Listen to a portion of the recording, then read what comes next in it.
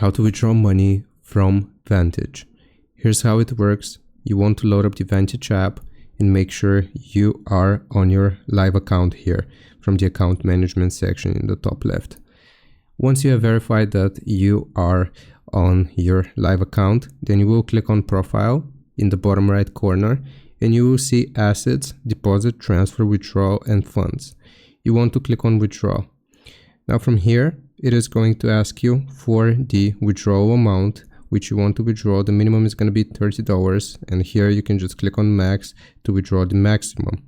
After you have typed out the amount, it's going to take you to a similar page such as the deposit page, and it's going to ask for the method which you want to withdraw to. You will be given credit card, and also you can or will have the option of cryptocurrency.